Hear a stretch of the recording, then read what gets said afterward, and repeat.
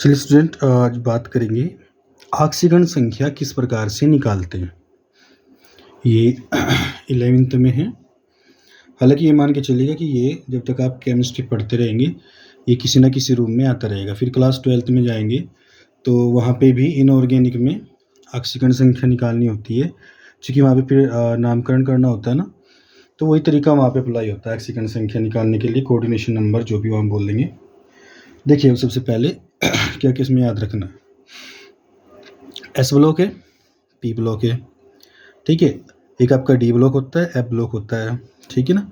तो जो आपका डी ब्लॉक है मोस्टली क्या है, उनके तो हमें निकालना ही है। ज़्यादातर डी ब्लॉक के तत्वों की ऑक्सीकरण संख्या निकालेंगे और एफ ब्लॉक की यहाँ पे हमें ज़रूरत पड़ेगी ही नहीं, ठीक है। और दूसरा कारण ये भी होता है, आपको जो याद रखना है कि जो डी ब्लॉक है और एफ ब्लॉक है ये संक्रमण तत्व होते हैं, ठीक है ना। और संक्रमण तत्व का मतलब ये होता है कि इनकी जो ऑक्सीकरण संख्या, इनकी ऑक्सीडेशन नंबर है, ये वेरी करता है, ठीक है। वेरी का मतलब होता है बदलना। ये ई नहीं है, यहाँ पे ए है, याद रखिए। वेरी करता है, ठीक है, बदलता रहता है, परिवर्तित होते रहता है। और फिर ये है कि भाई जैसे डी ब्लॉक के तत्वों को हम संक्रमण तत्व कहते हैं, ठीक है ना। एक आउटर होते हैं, एक इनर होते हैं, ठीक। उस बात को छोड़ दीजिए, इस बात को भी छोड़ दीजिए, लेकिन ये कि ये वेरी क्यों करते हैं, क्या कारण होता है। उसका कारण होता है कि डी ब्लॉक के तत्वों में, ठीक है, डी ब्लॉक के जो एलिमेंट हैं उनमें डी कक्षक, ठीक है ना, वो रिक्त होता है, खाली होता है। और जो खाली होता है, ठीक है, वो किसी को भी कह देगा आ जाओ यहाँ पे, ठीक है ना। यानी कि 1 2 3 4 5 6 ऑक्सीकरण संख्याएं डी ब्लॉक के तत्व प्रदर्शित करते हैं। ब्लॉक के तत्व तो 7 प्रदर्शित करते हैं, इसका एक कारण है। लेकिन फिलहाल हमें वो सीख लेना है, ठीक है। और ये भी आपको अपनी माइंड में सेट करना है कि जब आप ये संख्याएं निकालेंगे उसमें ऑक्सीजन तो ज़्यादातर आता ही है, पेरोक्साइड तो कोई सा नहीं आया हुआ है। अगर पेरोक्साइड कोई आ गया तो वहाँ पे ऑक्सीजन की जो ऑक्सीकरण संख्या हम लेंगे वो -1 लेंगे। कहीं आएगा तो मैं आपको बता दूंगा, ठीक है। -1 लेते हैं। अब बात कर लेते हैं, देखिए फटाफट संयोजकताओं के बारे में बात कर लेते हैं, किसकी ब्लॉक की कौन कौन सी होती है। देखिए पहले वाला दिख रहा है आपको, हाइड्रोजन, लिथियम है, सोडियम, पोटेशियम, रुबिडियम, सीजियम और फ्रांसियम, इन सब की जो संयोजकता है वो 1 है। और याद रखिएगा इन्हीं की सहायता से हम निकालेंगे ऑक्सीकरण संख्या बाद में। उसके बाद में B beryllium, magnesium, calcium, strontium, barium और रेडियम, इनकी कितनी है 2। उसके बाद में बोरॉन, एल्यूमिनियम, गैलियम, इंडियम और जो आगे हैं 3 हो जाएगा। उसके बाद में कार्बन, सिलिकॉन, जर्मेनियम, टिन है, लेड है ना 4। Nitrogen, phosphorus, arsenic, antimony, bismuth 3। यानी कि 4 से ऊपर संयोजकता नहीं जाएगी, 1 से 4 तक बढ़ेगी और फिर 4 से घटेगी। उसके बाद में इनका 3 हो जाएगा। ऑक्सीजन है, सल्फर है, सेलेनियम हो गया आपका, टेलुरियम या पोलोनियम, इनका 2 होता है। फ्लोरीन, क्लोरीन, ब्रोमीन, आयोडीन और एस्टेटिन 1 हो जाएगा, ठीक है। नियॉन है, ऑर्गन है, क्रिप्टॉन है, जीनॉन, रेडॉन, ठीक है। रेडॉन ऑक्सीकरण संख्या क्या आती है इनमें 0। इनमें किसी से कोई मतलब ही नहीं होता और इसी वजह से इनको हम एक्रिय गैस बोलते हैं, ठीक। एक्रिय या इनको इनर्ट भी बोलते हैं, इनर्ट गैस, या इनको नोबल गैस के नाम से भी हम लोग जानते हैं। हालांकि ये ध्यान रखना कि कुछ जैसे जिनॉन है इसके कुछ यौगिक हैं, ऐसा नहीं कि 100% है अक्रिय, तो कुछ क्रियाशील भी हैं और उसमें जिनॉन की यौगिक आप लोगों को पढ़ने को मिलेंगी, 12th में भी है और हायर एजुकेशन में भी है। अब बात करते हैं, इनको ना याद कर लीजिए और याद करने के लिए आप कोई भी अपना एक सिस्टम बना लीजिए इन शब्दों को। जैसे यहाँ पे हमने बना रखा अपने हिसाब से, हे ली ने की रब से फरियाद, कॉमनली है, कोई इतनी बड़ी बात नहीं। जैसे भी आप जोड़ सकते हो पूरी लाइन को उसको जोड़ के, ताकि उसको याद रखने में आसानी है, इस प्रकार से बना लेंगे। एली ने की रब से फरियाद। उसके बाद में बेटा मांगे कार साइकिल, बाप राजी ठीक रहेगा, रोना तो ठीक नहीं रहेगा, ठीक है, तो राजी। तो इनका कितना हो जाएगा 2।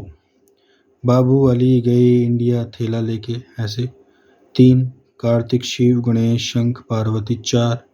तो इसी प्रकार से इन सब का हमने बना रखा है। आप भी उसके हिसाब से ऐसे बना लीजिएगा जिससे आपको सूटेबल लगे, अच्छा लगे, मतलब याद करने में कोई दिक्कत ना हो। उसके बाद में यहाँ पे आइए, मूलक आपको दिख रहे हैं, हालांकि बहुत सारे हैं, ऐसा नहीं है, बहुत सारे हैं। और इनमें आपको क्या ध्यान रखना कि कितना माइनस है, किसके ऊपर कितना माइनस है, आपको पता होना चाहिए। साइनाइड है -1, हाइड्रोक्सी है ना -1, एसीटेट -1, फॉर्मेट 1 है, सल्फेट 2 है, कार्बोनेट 2 है, नाइट्राइट 1 है, और नाइट्रेट भाई ये भी एक ही होता है, ठीक है ना। फॉस्फेट 3, फॉस्फाइट 3, ये क्लोरोब्रोमो आयोडो, ये आप पढ़ चुके हैं ऑलरेडी। और जैसे जरूरी नहीं है कि माइनस के ही हों, कुछ प्लस वाले भी होते हैं, हालांकि बहुत कम है। जैसे अमोनियम न के बराबर है प्लस वाले, और उदासीन भी हैं। अब जैसे कहीं पे अगर NH3 आ गया ना ब्रैकेट के अंदर, तो आपको सारा का सारा 0 मानना। ब्रैकेट के अंदर कहीं पे H2O आ गया, अगर ब्रैकेट के अंदर आ गया, या कार्बन मोनोऑक्साइड जिसको हम कार्बोनिल समूह बोलते हैं, ये आ जाए, ठीक है, तो इन सब को आपको 0 रख देना बिना कुछ सोचे, उदासीन है ये बात क्लियर हो गई नहीं हो गई। अब मैं आपको कुछ ऑक्सीकरण संख्याएं निकाल के दिखाता हूँ एक बार, फिर आपको कुछ समझ में आ जाएगा कैसे कैसे क्या क्या होता है, ठीक है। देखिए इसी को देखो, ये हमने लिख रखे हैं ताकि आपका टाइम वेस्ट ना हो। एक एक को निकाल के दिखता है। सबसे पहले लेंगे MnSO4, MnSO4 है। अब देखो जिसका निकालना है उसके नीचे आपको एक डंडा लगा मिला हुआ है, चाहे नीचे लग रहा हो चाहे ऊपर लगा हो। अब मान लो इसका निकालना, तो जिसका निकालते हैं गणित में उसको x मान लेते हैं, नॉर्मल सी बात, क्लियर। और SO4 का -2 होता है, क्या होता है SO4 का -2 होता है, ठीक। तो -2 और बराबर लेंगे 0। अगर पूरे के ऊपर माइनस या प्लस में कुछ नहीं है तो उसके बराबर में 0 मान लेंगे हम। और देखिए प्लस माइनस माइनस हो जाता है -2, और वो इधर से उधर बॉर्डर पार जैसे ही करेगा, बॉर्डर का पार करते ही इसके जो चिन्ह हैं वो बदल जाएंगे, तो प्लस का हो जाएगा, तो ऑक्सीजन संख्या आएगी। ऐसे ही KMnO4 की बात कर लेते हैं। KMnO4, Mn का निकालना, K का 1 होता है, अभी बताया मैंने आपको, Mn का x, ऑक्सीजन का होता है -2, गुणा करेंगे 4 से, बराबर मान लेंगे 0, ठीक। 1 है x है, अब देखो 4 दूनी 8, और कैसे 8 माइनस के x, 1 प्लस का 8 माइनस के, तो माइनस के 7, और ये माइनस का बराबर से उधर जाने पे प्लस, उत्तर आ गया इसका। अब यहाँ देखिए थर्ड में K3 है, K3 FeCN6। 12th में जाने के बाद एक पूरा चैप्टर आपको पढ़ना पड़ेगा, ये वाला लिगेंड्स वाला। देखिए 1 है, पोटेशियम का 1 होता है, गुणा जो भी नीचे लिख रहा है उसकी गुणा करेंगे, बस ये समझ लीजिए। इसका निकालना x, CN चूँकि मूलक है -1 होता है, और गुणा 6, 0, मल्टीप्लाई कर देंगे 3x -6 = 0। 3 में से 6 जाके तो माइनस के 3 बचेंगे, माइनस का उधर जाने के बाद में प्लस हो जाएगा, ये उत्तर आ जाएगा। इसी प्रकार से अगला कर लेंगे, इसी प्रकार से चलिए ये करके देखते हैं, क्योंकि थोड़ा सा लगे। PTA प्लेटिनम, Cl, इसको वाइट गोल्ड बोलते हैं, ध्यान रखना। प्लेटिनम बहुत महंगा होता है, सोने से महंगा है, इसको x मान लिया। Cl का -1 होता है, गुणा 2। अब देखिए यहाँ क्या समझना आपको, जितना भी उसके ऊपर आवेश है, माइनस है तो माइनस से ही, और हाँ Cl 6 है, तो 6 से गुणा करेंगे। जितना भी यहाँ पे दे रखा है उतना ही इधर लिख देंगे, माइनस के 2 हैं तो माइनस के 2, प्लस के 2 हैं तो प्लस के 2, ऐसे लिखेंगे चिन्ह सहित।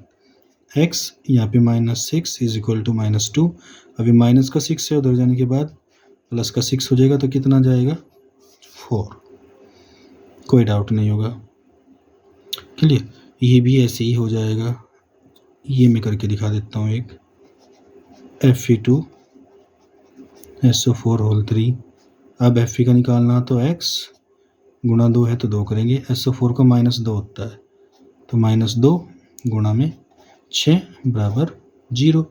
अब देखिए ध्यान से, ये आपका 2x हो गया ऐसे, ये 6 दूनी 12 हो गया ना, माइनस का बराबर सुधर जाने पे क्या हो जाएगा प्लस 2 6 12, डायरेक्ट कर दिया मैंने 6।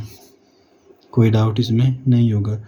इसी प्रकार से बात करते हैं Mn4 2 माइनस है तो Mn का निकालना तो x O का, ठीक है, -2 गुणा 4 बराबर -2 का नहीं दिख रहा है, थोड़ा सा ऐसे करके देख लीजिएगा x।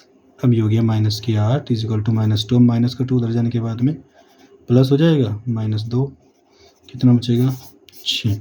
इस प्रकार से आप इनकी आक्सीकरण संख्याएं निकाल के देख लेंगे, कोई डाउट वाली बात इसमें नहीं रहेगी। आराम से करेंगे ना, हो जाएगा, इतना हार्ड ये नहीं है। लेकिन शर्त यही है कि आपको मूलक और संयोजकताएं धातु की जब ये निकालेंगे ना आक्सीकरण संख्याएं, तो बस इनको ऐसे मान लीजिएगा जैसे संयोजकताएं सबकी निकालते हैं हम लोग। संयोजकताएं तो सबकी प्लस की होती हैं, लेकिन ऐसे समझ लीजिए कि जब निकालेंगे तो धातु के रिगार्डिंग आपको प्लस ले लेना है, और अगर अधातु है तो उसकी संयोजकता को माइनस मान लेना है।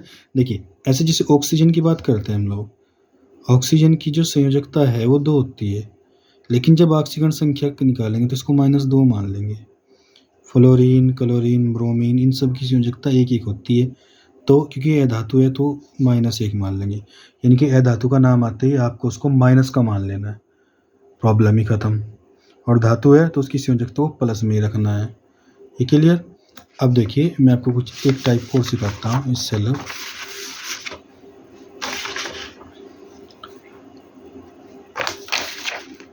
देखिए इस प्रकार की इक्वेशन बहुत आती थी एक टाइम पे, बहुत ही ज़्यादा आती थी, बड़ी बड़ी इक्वेशन। अब नहीं है, लेकिन ये हायर एजुकेशन में हैं, अभी भी किसी न किसी रूम में आती हैं। तो देखिए अब मैं आपको छोटा छोटा सा बता रहा हूँ, आप अपने दिमाग में एक बात बिठाइए। यदि आक्सीकरण संख्या बढ़ रही है, यदि आक्सीकरण संख्या यानी कि आवेश बढ़ रहा है यहाँ पे इसके हिसाब से, तो फिर समझ लीजिएगा वो आक्सीकरण हो रहा है। और यदि घट रहा है तो अपचयन हो रहा है। बस इतना अपने दिमाग में डालिए। देखिए जैसे यहाँ पे 2 प्लस थे, 2 प्लस से कितने हो गए 4 प्लस, तो ये क्या हो गया भाई आपका आक्सीकरण। देखिए आपके ऊपर 3 था, यहाँ 2 रह गया, घट गया ना, तो जो घट जाएगा उसको कह देंगे हम लोग अपचयन। यहाँ तक तो कोई डाउट नहीं है, तो बात समझ में आ गई होगी। अब एसिड का ऑक्सीकरण हुआ भाई और इसका अपचयन हुआ Fe का। अब देखो ऐसे समझना है, जिसका ऑक्सीकरण होता है ना उसको हम अपचायक बोलते हैं। ये उल्टा है बिल्कुल, जिसका ऑक्सीकरण होगा उसे अपचायक कहेंगे और जिसका अपचयन होगा उसे हम ऑक्सीकारक कहेंगे। बड़ा अजीब सा दे रखा उल्टा है, ठीक है ना, ऐसे याद करेंगे। अब देखो चूंकि इसका ऑक्सीकरण हुआ तो ये अपचायक हो गया, इसका अपचयन हुआ तो ये ऑक्सीकारक हो गया, कोई डाउट नहीं है। और एक बात और मैं आपको बता देता हूँ, ये याद रखिए, अगर आपको दोनों में नहीं निकाल पा रहे हैं आप और आपको पता लगा कि इसका ऑक्सीकरण हो गया, तो रिडॉक्स अभिक्रिया हमेशा ही बोलती है एक का ऑक्सीकरण है तो दूसरे का ऑटोमेटिक अपचयन होगा। आप बिना कुछ सोचे भी लिख सकते हैं, इसमें कोई दिक्कत वाली बात नहीं है। देखिए अब जैसे मैं यहाँ बता रहा हूँ आपको, यहाँ -1 है और ये हो गया 0, क्योंकि जो अकेला होगा वो हमेशा 0 होगा, ठीक है ना। तो -1 से 0 गया है, अब ये घटा या बढ़ा। अब 0 जैसे ही शब्द आता है तो कई बार दिमाग में आता है तो घट गया होगा, लेकिन नहीं, वो माइनस से 0 पे आया है, यानी कि वो बढ़ा है, यानी कि इसका क्या हुआ ऑक्सीकरण। अब जिसका ऑक्सीकरण हुआ तो ये क्या बन जाएगा आपका अपचायक। अब ये देखिए, अब सोचने वाली बात है नहीं, जब इसका ऑक्सीकरण हुआ तो इसका क्या हो गया होगा भाई, यहाँ पे अपचयन हो गया होगा, हालांकि अपचयन ही हो रहा है, ठीक है। यहाँ पे +1 अगर निकालोगे तो, और निकालना कैसे है मैंने अभी आपको बताया, ठीक है। चलो मैं निकाल के भी दिखाता हूँ आपको। देखो ये CuI है, इसका x मान लेंगे, इसका -1 होता है बराबर 0, माइनस का 1 उधर जाके आ जाएगा +1, इसलिए मैंने यहाँ +1 लिखा है। तो इसका तो क्या हुआ था भाई ऑक्सीकरण, ही अपचायक बना। अब इसका अपचयन हुआ तो ये क्या बन जाएगा ऑक्सीकारक। क्लियर है। अब देखिए, मैं आपका टाइम ज़्यादा नहीं लूँगा, मैं आपको डायरेक्ट बता रहा हूँ। इसका निकालेंगे ना, SN का 2 आएगा, FE का निकालेंगे यहाँ पे 3 आएगा, इधर निकालेंगे इसका 4 हो जाएगा और इसका निकालेंगे भाई 2 हो जाएगा। अब देखो FE का 3 था, 3 से क्या हो गया 2, घट गया ना, +3 से +2 हो गया। तो जब घट जाएगा अपचयन, और इसका देखो SN का 3 का 2 से कितना हो गया 4, तो ये क्या हो गया भाई ऑक्सीकरण, और जिसका ऑक्सीकरण होगा उसे अपचायक कहेंगे और जिसका अपचयन होगा उसे ऑक्सीकारक कहेंगे। बात खत्म। यहाँ पे देखिए FE था, अकेले केवल अर्ध अभिक्रिया दे रखी है इस बार, अर्ध अभिक्रिया आप समझते होंगे, सिर्फ आधी अभिक्रिया, यानी कि ये तो ऑक्सीकरण ही देंगे, ये अपचयन ही देंगे। तो इसमें FE था, 2 इलेक्ट्रॉन इसने त्याग दिए, डोनेट कर दिए, दान कर दिए। और जब कोई इलेक्ट्रॉन दान करता है कोई धातु, ठीक है, तो उसको हम लोग ऑक्सीकरण कहते हैं। उस अभिक्रिया क्या कहेंगे ऑक्सीकरण। यहाँ देखेंगे ये बड़ा सिंपल सी अभिक्रिया है, कक्षा 10 की है। देखिए किसी अभिक्रिया में हाइड्रोजन का ऐड होना यानी कि जुड़ना या ऑक्सीजन का रिमूव होना, दोनों का दोनों अपचयन की कहानी है। अपचयन इनके रिडक्शन कहलाता है वो, ठीक है। अब देखिए यहाँ पे अगर आप देखेंगे ना, तो ऑक्सीजन हाइड्रोजन के साथ जुड़ा हुआ था, लेकिन ऑक्सीजन अलग होकर चला गया कार्बन के साथ, तो ऑक्सीजन अलग हो गया, रिमूव हो गया, तो ऑक्सीजन का हटना क्या कहलाएगा अपचयन। तो ये जो अर्ध अभिक्रिया है ये आपकी अपचयन। मेरे हिसाब से काफ़ी कुछ क्लियर हुआ होगा, और अगर फिर भी कोई डाउट रहता है तो मैं आपको बता देता हूँ कमेंट में, ठीक है ना, डाल देना कि ये चीज़ समझ में नहीं आई, या व्हाट्सअप कर देना, कोई दिक्कत नहीं है। मैं आपको व्हाट्सअप नंबर दे देता हूँ, कुछ बच्चे व्हाट्सअप करके पूछ रहे हैं तो मैं उनसे डायरेक्ट व्हाट्सअप पे बता देता हूँ, ठीक है। इस नंबर पे आप व्हाट्सअप कर दीजिएगा, कोई भी प्रॉब्लम है।